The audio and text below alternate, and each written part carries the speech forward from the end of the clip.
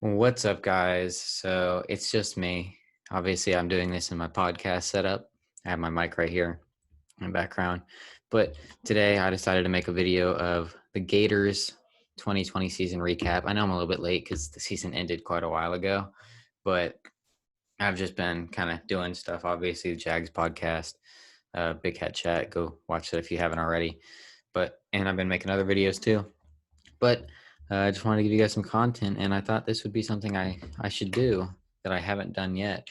So it's just me. I tried to get another Gators fan on here to talk to, but it's just me. So I'm just going to run through some points for maybe 10, 15 minutes. But I'm going to go ahead and start. We went 8-4, which not what you want.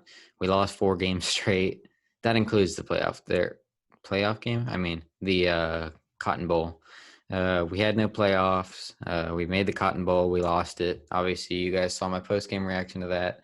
You guys seem to not like that because I was saying that game didn't matter because we didn't have anybody, and I'm going to stick by that. I don't care what you say. If you want to be super happy about Oklahoma beating Florida, beating an SEC team that wasn't nearly at the capacity they were, then okay, so be it. But we had our 4 top. Somebody tried to tell me that the guys we had out weren't going to score 50 points. What do you mean? They scored 50 points multiple times. They actually scored 60 one time. But yeah, we had literally almost all of Kyle Trask touchdowns were gone because Trayvon Grimes, he had opted out. Cadario Stone, he had opted out. Kyle Trask had not opted out, but Kyle Pitts had opted out. And Jacob Copeland, who's going to be our wide receiver 1 next year most likely, he had COVID. So none of them could play. Justin Shorter, for some reason, had brick hands, which I did not appreciate that because it's not good. Like, come on now. You're supposed to be a 5-star transfer. And he couldn't catch cold from Emery or Kyle. So that game was a wreck. Obviously, you want to win those things, but I didn't expect to win it with everybody out. We also had defensive players out too. Ventrell Miller was hurt. We had some other defensive players out too. And obviously, the defense is already bad.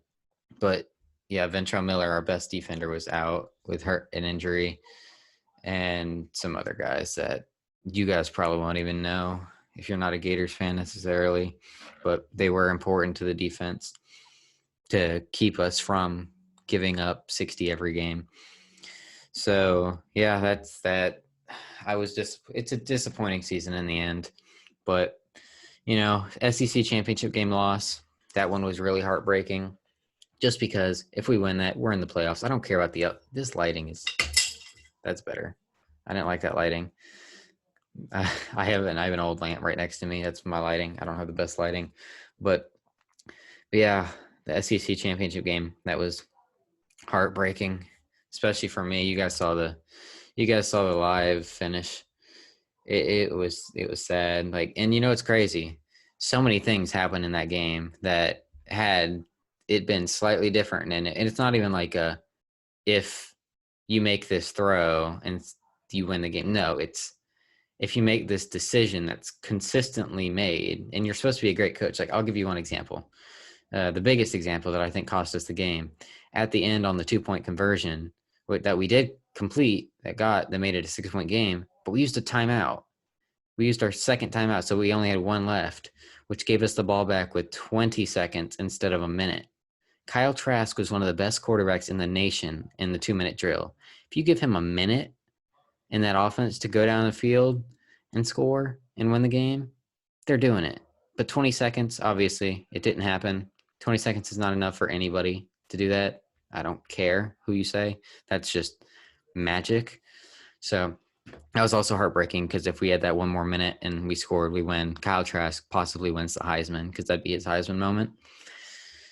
So that really hurt. Also, the interception on Mac Jones that he got clocked and fumbled the ball back straight to Alabama. That one also, had he just gotten down or just not fumbled the ball, we probably win that game because, one, it takes away a touchdown from them and it gives us the ball. We possibly score. So that's a whole 14-point switch from them gaining 7 to them gaining nothing, that's just a 7 point. But then us possibly scoring, that's 14-point margin right there.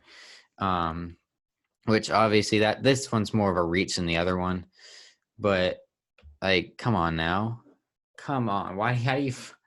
And what's crazy is they were on third down. So if he had just dropped it and it was an incompletion, they'd probably take a field goal right there. So that's still only 3. But instead, the fumble or the interception made it Florida ball. So that's a whole new drive. But then when we fumbled it back, it made it a whole new Alabama drive. So that's 3 drives basically that we're done right there. So it gave Alabama a first down instead of a fourth down because it technically switched possession to us and then switched back possession to them. It wasn't a dropped interception. It wasn't anything like that. So it gave them the first down where they scored the touchdown. So regardless, that those 2 things are what could have completely changed the outcome of the game. So that was really heartbreaking, and we nobody gave Alabama the run we did. I think if we beat Alabama, we could have won the national championship. We would have had to play Alabama again, which would have been interesting. But is what it is. Is what it is. We had the top offense in the country. I mean, it's between us and Alabama. We have the top passing offense. Alabama probably had the best overall offense because we had no run game, which that was so infuriating as a Gators fan to watch all year long, having no running game, and Dan Mullen trying to force the running game.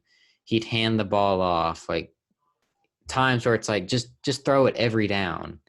It's working. And then he just runs the ball, kills the drive, done. Or he'd try to have Kyle Trask run the ball. He did that so many times, especially in the Alabama game. Kyle Trask is not a running quarterback. Like, yes, he can get you a couple yards. He's a willing runner, and he did that. But he didn't.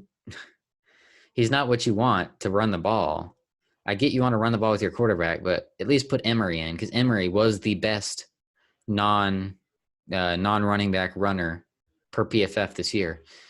So put Emory in if you're going to run the ball with the quarterback. Like, come on. Just pass the ball every down. It's like they're already trying to prevent the pass, and it's not helping the running game. So just pass anyways. That was one of the most infuriating things. Now let's talk about some players. Kyle Trask, he was a Heisman finalist. Obviously, you guys saw my reaction to the Heisman Award. He got 4th, that was highway robbery. I think Devontae Smith deserved to win it, but I think Kyle Trask should have been 2nd. And then Trevor Lawrence 3rd and Mac Jones 4th. He had 4,283 yards, 43 touchdowns, 8 picks. That is 2nd in yards. This is including playoffs and bowl games. Pre-bowl game and playoffs, Kyle Trask led the nation in yards and touchdowns. But after all the playoffs, bowl games, he had 4,283 yards, 43 touchdowns, 8 picks, which was 2nd in yards, 1st in touchdowns, and I don't really remember. The ranking for picks is irrelevant. He had 3 picks in the Cotton Bowl, which, like I said, people act like that. You gotta listen to me here. Yes, that first interception was on Kyle Trask. It was not a good throw. It was just not good at all. The 2 other picks were not on Kyle, and you got to listen to me here. Quarterbacks have to have chemistry with their weapons. And Kyle Trask had 3 practices, 3 days of practice with all these weapons. They're not even weapons. All these guys, while he hadn't thrown to them all year. So he has 0 chemistry with them currently. He has 3 practices to build up that chemistry build up the chemistry in the first place. And it just wasn't there.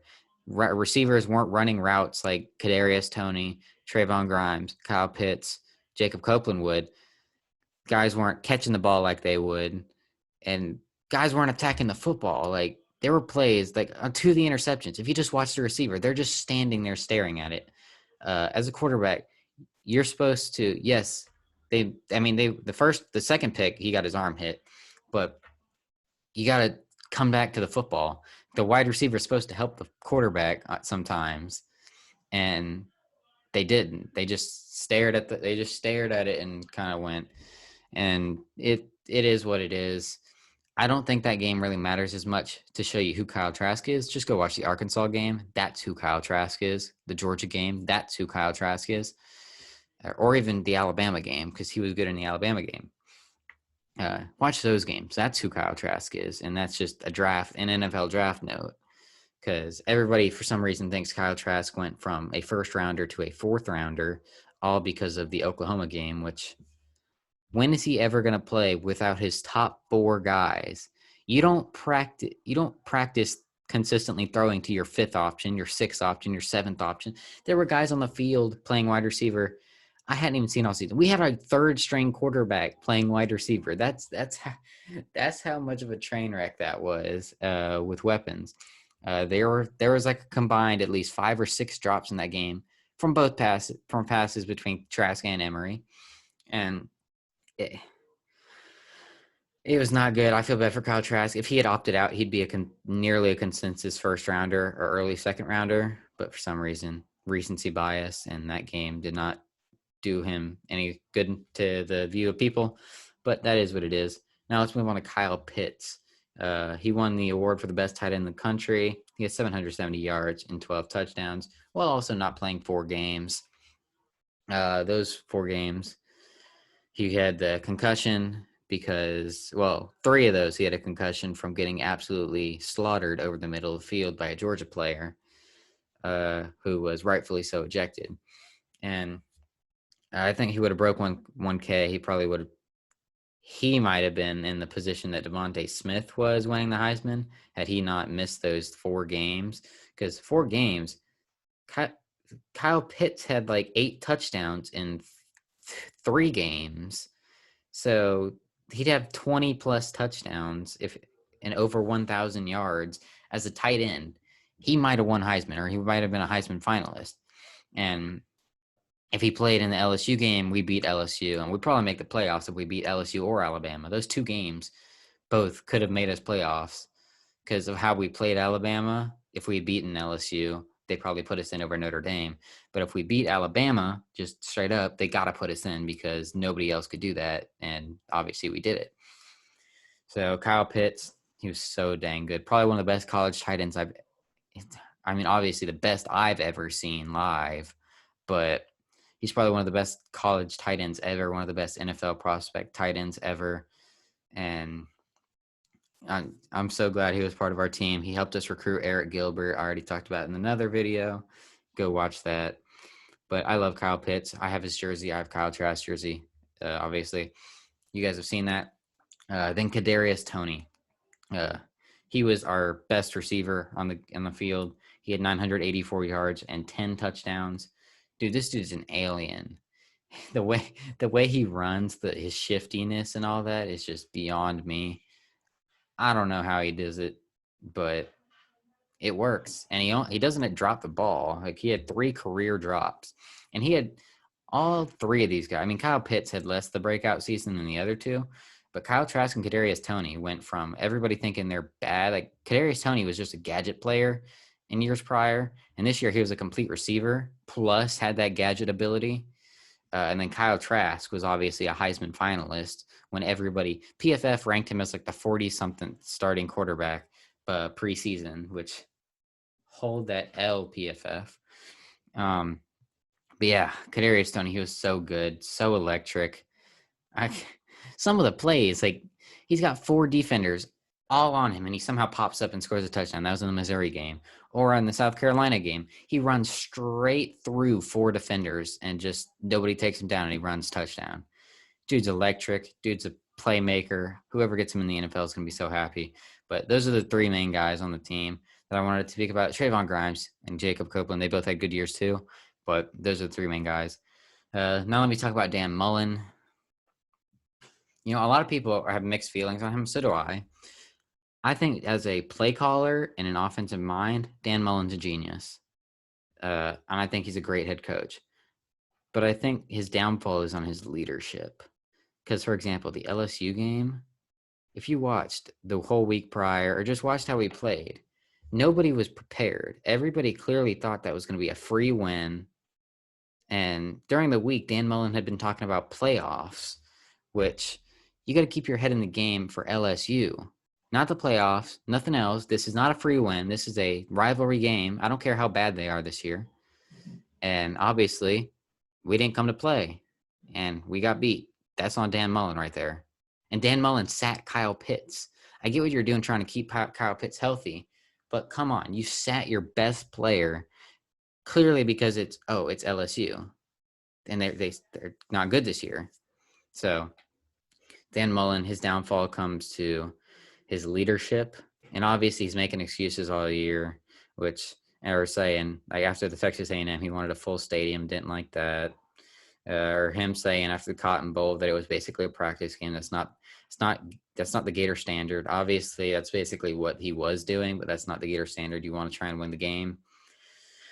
And like I said, if he didn't have to do the leadership part, he'd probably be the best coach in the country, maybe behind Nick Saban. But that's his downfall. Also, like I said, as a play caller, his downfall was the run game. We had no run game, which obviously actually, he also is a trash recruiter. Like, he's not a good recruiter. I spoke about that in the Eric Gilbert video. He's not a good recruiter. He's great in the transfer portal, but he's not good as a recruiter.